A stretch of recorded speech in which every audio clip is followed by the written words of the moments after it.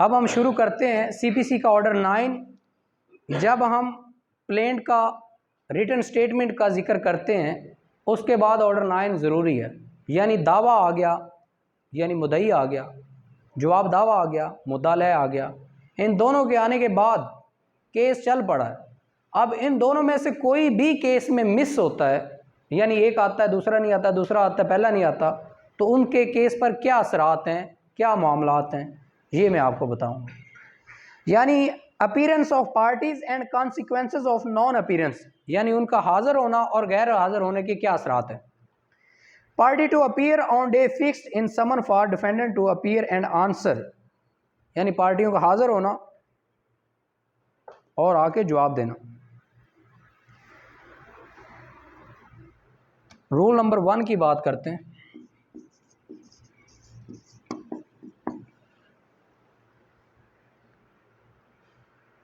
On the day fixed in the summon for the defendant to appear and answer, the party shall be in attendance at the court house in person or by their respective pleaders, and the suit shall then be heard unless the hearing is adjourned to a future day fixed by the court।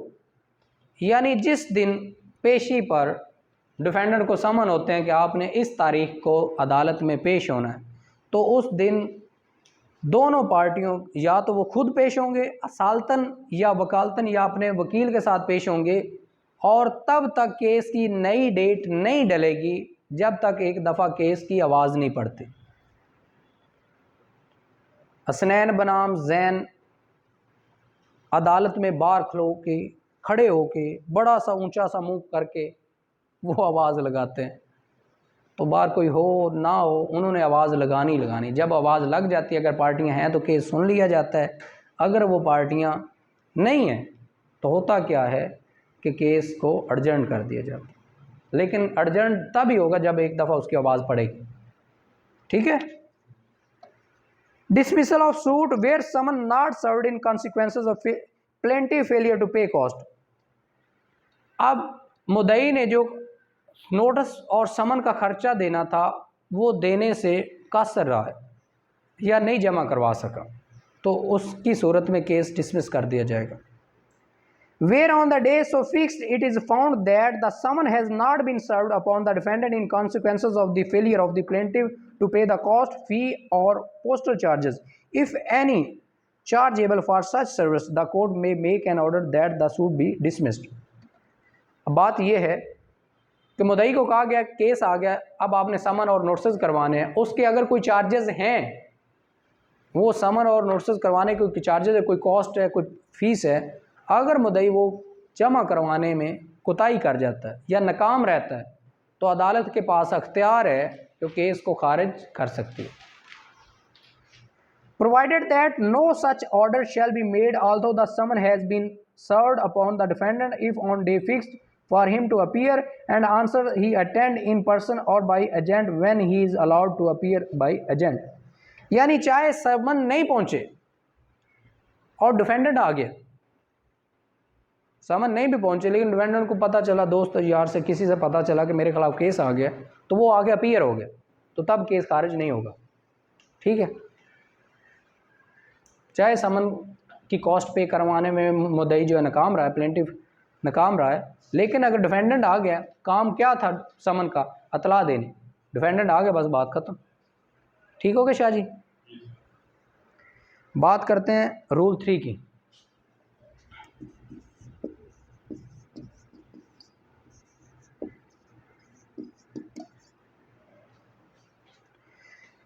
Where neither party appears suit to be dismiss, जब कोई भी freak हाजिर ना हो तो case खारिज, जाहिर सी बात। Whether neither party appear when the suit is called on for hearing the court में make an order that the suit be dismissed.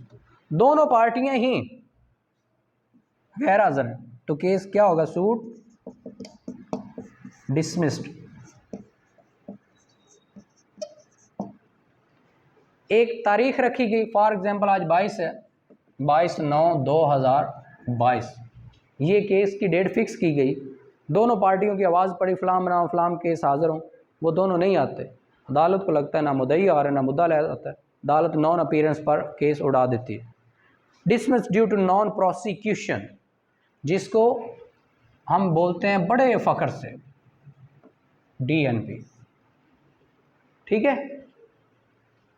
Dismiss due to non prosecution DNP।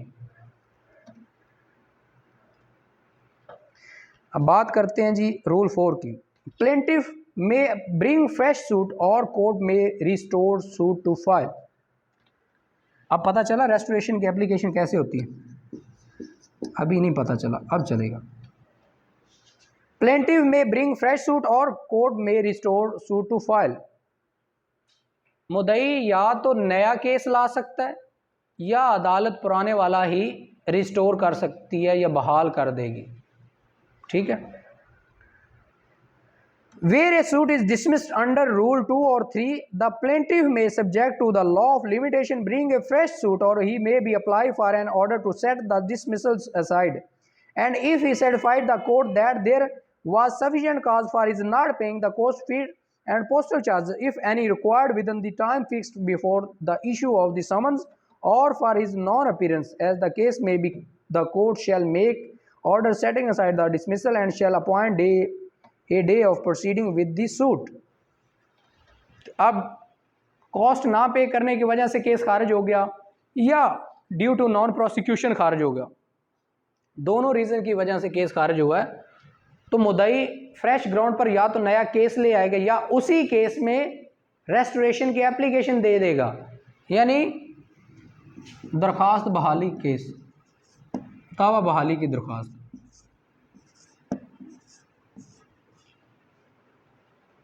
वो एप्लीकेशन देगा और वजह बयान करेगा कि मैं किस वजह से कॉस्ट पे नहीं कर सका या किस वजह से मैं उस तारीख को पेश नहीं हो सका। अगर अदालत को वो मुतमिन कर लेता है तो अदालत केस को रिस्टोर कर देगी और जो डिसमिसल का ऑर्डर है उसको ख़त्म कर देगी, सेट असाइड कर देगी। ख़त्म करने के बाद नई डेट, नया दिन फिक्स कर देगी, ठीक है। रूल 5 की बात करते हैं।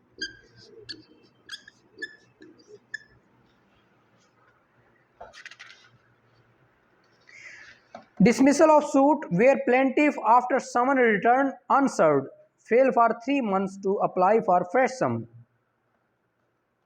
दावे का खारिज होना after summons return unserved fail for 3 months to apply for fresh summons, यानी समन जो है वो वापस आ गए और 3 महीने तक नए समन जारी नहीं हुए। अब सुनो इसको। Where after a summons has been issued to the defendant or the one of several defendants and the return unserved, the plaintiff fails for a period of 3 months from the date of the return made to the court by the officer orderly certifying to the court return made by the service officer to apply for the issue of a fresh summons, the court shall make an order that the suit be dismissed against such defendant unless the plaintiff has within the said period certified the court। अगर समन पहुंचे हैं लेकिन defendants तक नहीं पहुंच सके, लेकिन मुद्दई ने 3 महीने तक नए समन जारी नहीं करवाए, फिर भी वो मुद्दई अदालत को मुतमिन कर लेता है, तो अदालत जो है उन डिफेंडेंट्स के खिलाफ केस जो है खारिज कर देगी अगेंस्ट द डिफेंडेंट्स, ठीक है। He has failed after using his best endeavor to discover the residence of the defendant who has not been served, or said defendant is avoiding service of process, there is any other sufficient cause for extending the time, in wise case the court may extend the time for making such application for such period as it thinks fit। यानी 3 चीज़ें वो कहता है कि उन्होंने जानबूझकर समन receive नहीं किए, ठीक है, या जानबूझकर अवॉइड कर रहे हैं समन रिसीव करने से, या कोई और वजह थी, तो उन डिफेंडेंट्स के खिलाफ होगा। Rule number 6,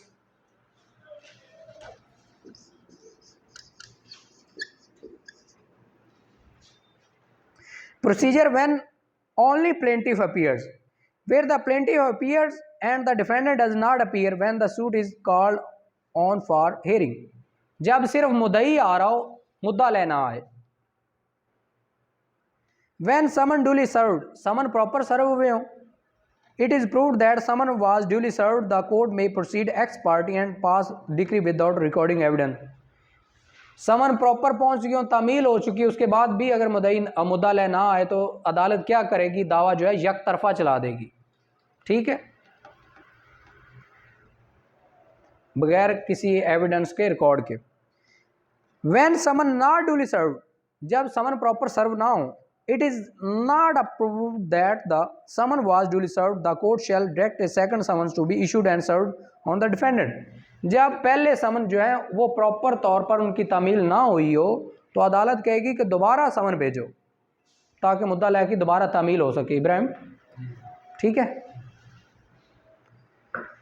when summon served but not in due time, summon पहुंचे जरूर हो लेकिन मौके पर ना पहुंचे हो, सही टाइम पर ना पहुंचे हो, सही वक्त पर ना पहुंचे हो। If it is proved that the summon was served on the defendant, ये साबित हो चुका है कि समन डिफेंडेंट तक, मुद्दा लय तक पहुंच चुके, but not in sufficient time to enable him to appear and answer on the day fix in the summon, the court shall postpone the hearing of the suit to be future day to fixed by the court and shall direct notice of such day to be given to the defendant. अब summon क्या थे, case की तारीख थी 22, समन उसको पहुंचे हैं जी 21 को रात को, और उसको पता चल गया कि मेरे खिलाफ केस आ गया। अदालत को जब जाके बताते हैं जी डिफेंडेंट को समन सर्व हो चुके हैं, पहुंच चुके हैं, लेकिन लेट पहुंचे, अदालत ये समझती है कि अब मुद्दा लय को पता चल गया कि मेरे खिलाफ केस आ गया, उसने अगली तारीख पर आना ही आना है, लिहाजा इस सूरत हाल को देखते हुए अदालत नई डेट डाल देती है, केस खारिज नहीं करती या उसके खिलाफ एक तरफा कार्रवाई नहीं करती। ठीक है, उसके बाद रूल 7 पढ़ते हैं।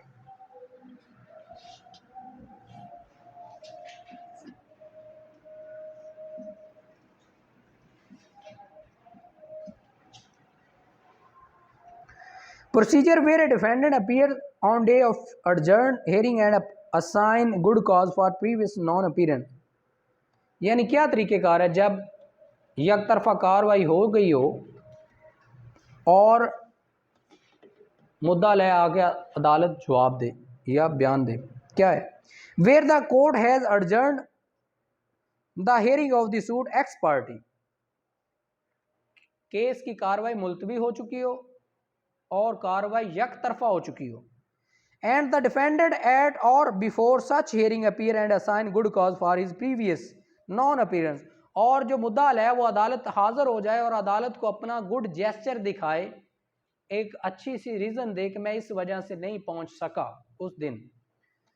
He may upon such term as the court directs as to cost or otherwise he be heard in answer to the suit as if he had appeared on the day fixed for his appearance। अगर वो अदालत को मुतमिन कर लेता है तो अदालत एक तरफा कार्रवाई को कैंसिल करके केस जो है उसकी नई डेट फिक्स कर देगी और केस ऐसे ही होगा कि जैसे मुद्दा लय पहले दिन से आ रहा है। ठीक है, procedure where defendant only appear, rule number 8। क्या प्रोसीजर है जब सिर्फ डिफेंडेंट ही हाजिर हो रहा हो। Where the defendant appear and the plaintiff does not appear when the suit is called on for hearing, the court shall make an order that the suit is be dismissed. जब मुद्दई ना आ रहा हो और सिर्फ मुद्दा ले आ रहा हो, हाजिर हो रहा हो अदालत में, तो अदालत क्या करेगी, केस को खारिज कर देगी। आगे सुनो, unless the defendant admits the claim or part thereof, in which case the court shall pass a decree against the defendant upon such admissions, and where part only of the claim has been admitted shall dismiss the suit to so far as it relates to the reminder. Sorry, अब बात यह है, ए ने दावा किया B के खिलाफ 10 लाख का कि मैंने बी से 10 लाख लेना है। दावा करने के बाद ए आ ही नहीं रहा, बी ने रिटर्न स्टेटमेंट दी कि जनाब ये 10 लाख का झूठ बोलता है, मैंने तो इसका 2 लाख देना है। यानी 2 लाख उसने क्या किया, एडमिट कर लिया। उसका क्लेम कितना था, 10 लाख का। ये 2 लाख इसने अपनी रिटर्न स्टेटमेंट में एडमिट कर लिया कि ये झूठ बोल रहा है, मैंने इसका 2 लाख देना है। अब ये आ नहीं रहा, सिर्फ ये पेश हो रहा है। तो अदालत क्या करेगी, इसके हक में दावा खारिज कर देगी। लेकिन ये 2 लाख की हद तक जितना मुद्दा अलैन ने खुद माना है ना, कितना मैंने इसका देना है, इसकी हद तक जो मुद्दई है, प्लेंटिफ है, उसके हक में डिक्री पास कर देगी और बाकी क्या 8 लाख की हद तक खारिज कर देगी। यानी 10 लाख का क्लेम किया प्लेंटिफ ने दावे में कि मैंने बी से लेना है, बी कहता है जी 10 लाख का झूठ है, 2 देना है, 2 वो खुद मान गए। लॉ ये कहता है जितना उसने एडमिट कर लिया उसके बाद मुद्दई नहीं आ रहा तो वो उसकी किस्मत है, 2 तो वो मानता है ना मैंने देना है, उतने की हद तक उसकी डिग्री जो है एक एक हक में पास कर दो, बाकी 8 लाख की हद तक बी के हक में पास कर दो, ठीक है।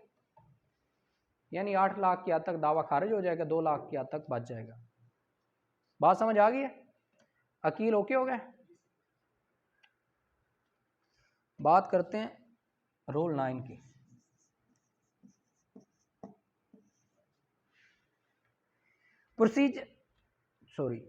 Decree against plaintiff by default bar fresh suit. Plaintiff के खिलाफ डिक्री और नए दावे पर पाबंदी या मना। Where a suit is wholly or partly dismissed under rule 8 the plaintiff shall be preclude, मना है उसको, from bringing a fresh suit in respect of the same cause of action. यानी अगर अकॉर्डिंग टू रूल 8 ना आने की वजह से उसका दावा खारिज कर दिया गया है तो नया दावा दायर करने पर उसको मना किया गया।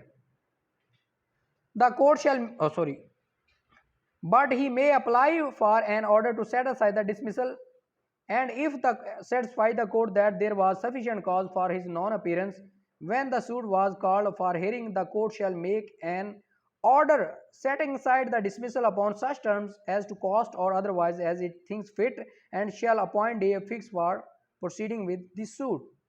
अब बात ये करता है कि अगर दावा उसके ना आने की वजह से खारिज हो गया, उसको नया दावा दायर करने पर पाबंदी है, लेकिन वो अदालत को आके कहता है कि मैं इस वजह से बीमार था या आउट ऑफ कंट्री था, कोई भी वजह बताता है और उस वजह में आकर अदालत को मुतमिन कर लेता है, तो वो नया सूट तो दायर नहीं कर सकता, लेकिन जो वो डिसमिसल का ऑर्डर है उसको कैंसिल करवा सकता है, ठीक है। दावा बहाली की एप्लीकेशन देकर केस को रिस्टोर करवा सकता है। अदालत की अब मर्जी है कि वो उसकी कॉस्ट के साथ हिसाब से उसको रिस्टोर करे या बिना कॉस्ट के भी रिस्टोर कर सकती है। No order shall be made under this rule unless notice of the application has been served on the opposite party. और दावा तब तक बहाल नहीं होगा जब तक दूसरी पार्टी को उसके नोटिस नहीं पहुंचेंगे, ठीक है। बात करते हैं रूल 10 की।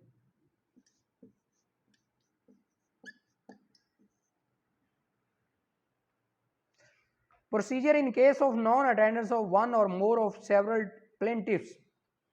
जब एक से ज्यादा मुद्दई हाजिर ना हो रहे हो तो क्या तरीका कार है, यानी मुद्दइयों की तादाद ज्यादा हो ना तो सारे हाजिर ना हो रहे हो।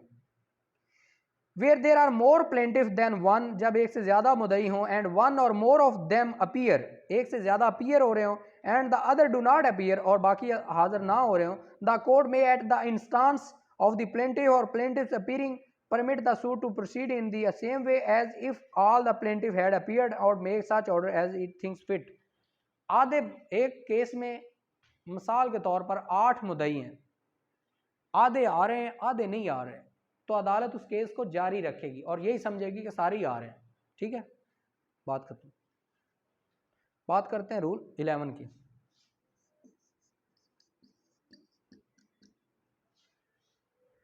Procedure in case of non attendance of one और मोर ऑफ सेवरल डिफेंडेंट्स। एक से ज्यादा डिफेंडेंट जब गैर हाजिर हो, ठीक है। Where there are more than defendant than one, एक से ज्यादा जब मुद्दा अलैहान हो, एंड वन और मोर देम ऑफ अपीयर, एक से ज्यादा हाजिर हो, and the other do not appear, और एक से ज्यादा हाजिर ना हो, the suit shall proceed and the court shall at the time of pronouncing judgment make such order as it thinks fit with respect of the defendants who do not appear. उसके अलावा अदालत वो ऑर्डर सुनाएगी जो मुनासिब लगेगा। अब इसकी इधर एग्जाम्पल पर गौर करें। 1 2 3 4 5 5 डिफेंडेंट्स हैं, ये पहले 3 केस में पेश हो रहे हैं, ये नहीं हो रहे 2, जब फैसला आएगा तो इनकी जो इन्होंने जवाबात दिए होंगे एक दावे के हक में, जो अपनी रिटर्न स्टेटमेंट दी होगी, इनको उस हद तक देखा जाएगा। लेकिन जो बाकी हैं ये तो बिल्कुल ही नहीं ना, इन्होंने तो केस फेस ही नहीं किया, तो लिहाजा इनके खिलाफ क्या होगा, एक तरफा कार्रवाई होगी। इनके हक में केस साबित हो गया तो फिर डिग्री होगी ना, ये तो बिल्कुल ही एक तरफा में चले गए। ठीक है, यानी जो हाजिर हो रहे हैं उनके केस को प्रॉपर सुना जाएगा, जो मुनासिब रिजल्ट निकलेगा वो फैसला आएगा, लेकिन इनके खिलाफ तो यकमुश्ती खिलाफ आएगा। ठीक है, या उसके अलावा जो अदालत को मुनासिब लगे।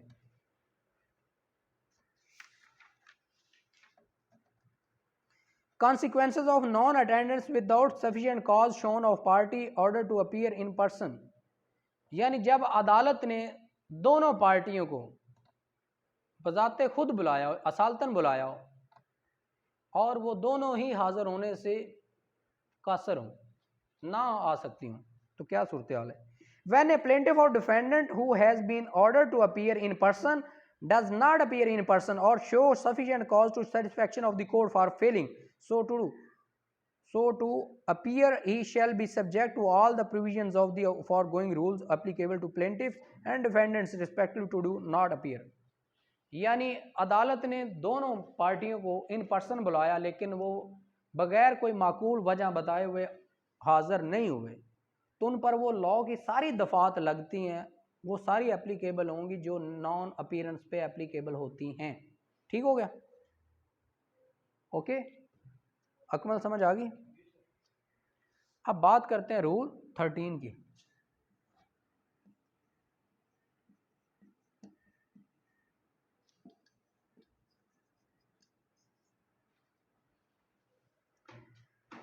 अगर कोई यकतरफा कार्रवाई हो जाए तो उसको एक्चुअल में सेटिस्फाइड करवाने की जो पावर है वो ऑर्डर 9 रूल 13 के पास है। यकतरफा कार्रवाई एक्चुअल हकीकत में यकतरफा कार्रवाई बगैर किसी फ्रॉड के, जानबूझ के जो यकतरफा कार्रवाई बने, जानबूझ से मुराद ये है कि डिफेंडेंट खुद ना आ रहा हो और यकतरफा कार्रवाई उसके खिलाफ हो जाए, तो शाह जी उस कार्रवाई को मनसूख करवाने के लिए जो डायरेक्ट लॉ है वो ऑर्डर 9 का रूल 13 है, जिसको अब हम पढ़ने जा रहे हैं। ठीक है, setting side decree x party against defendant, एक तरफा डिक्री को मनसूखी। In any case in which a decree is passed ex parte against a defendant, he may apply to the court by which the decree was passed for an order to set it aside, and if he satisfied the court that the summons was not duly served, on that he was prevented by any sufficient cause from appearing when the suit was called on for hearing, the court shall make an order setting aside the decree as against him upon such terms as to cause payment into court or otherwise as it thinks fit, and shall appoint a day for proceeding with the suit। यानी मुद्दा के खिलाफ, defendant के खिलाफ एक तरफा कार्रवाई शुरू हो गई है, उसको मनसूख करवाने के लिए मुद्दा जब अदालत में पेश होता है तो वो कुछ वजूहात बताता है कि जनाब मुझे तो समन ही नहीं सर्व हुए, या मुझे अब अदालत में पेश होने से रोक ही रखा गया है, किसी ने प्रिवेंट करके रखा है, रोक के रखा है, तो इन वजूहात की बिना पर मैं अदालत में उन डेट्स पर पेश नहीं हो सका, लिहाजा मेरी इस्तदा है कि इस डिग्री को खारिज कर दिया जाए, एक तरफा कार्रवाई को मनसूख करके केस को पैरेलल चलाया जाए ताकि मुझे भी सुना जाए और मुद्दई को भी सुना जाए। अगर वो अदालत को मुतमिन कर लेता है तो अदालत उस डिग्री को सेटिस्फाइड करके एक नई डेट जारी कर देती है, नई पेशी फिक्स कर देती है। Provided that where the decree is of a such nature that it cannot be as set aside as against such defendant only, it may be set aside as against all or any of the other defendants। वो ये कहता है कि अगर बाज़ दफ़ा degree इस nature की हो कि जो बंदा सेट असाइड करवाने की एप्लीकेशन दे रहा है उसकी हद तक सेट असाइड ना हो, चाहे बाकियों की हद तक हो जाए। Provided further that no decree passed ex parte shall be set aside merely on the ground of any irregularity in the service of summons, if the court is satisfied for reason to be recorded that the defendant had knowledge of the date of hearing in sufficient time to appear on that day and answer the claim। अगर अदालत मुतमिन हो कि इस बंदे को पता था कि इस डेट को पेश होना है लेकिन ये जानबूझ कर नहीं आया, तो वो उस तरह की डिक्री जो है वो उसकी डिक्री मनसूख नहीं होगी। The provision of section 5 of limitation act, इसको छोड़ दें, रूल 14 की बात करते हैं। आसान सा रूल है। No decree to be set aside without notice to opposite party, no decree shall be set aside on any such application as aforesaid unless notice thereof has been served on the opposite party. कोई भी यक तरफा decree उस वक्त तक खारिज या मनसूख नहीं होगी जब तक दूसरी पार्टी को प्रॉपर नोटिस या समन नहीं होगी। नोटिस और समन के बारे में मैंने बताया है ना कि जो नोटिस होते हैं वो एक केस के दौरान जो एप्लीकेशन आती है उसमें होते हैं, और जो समन होते हैं वो मेन केस में बुलाने के लिए होते हैं। ठीक हो गया? ओके हो गया जी।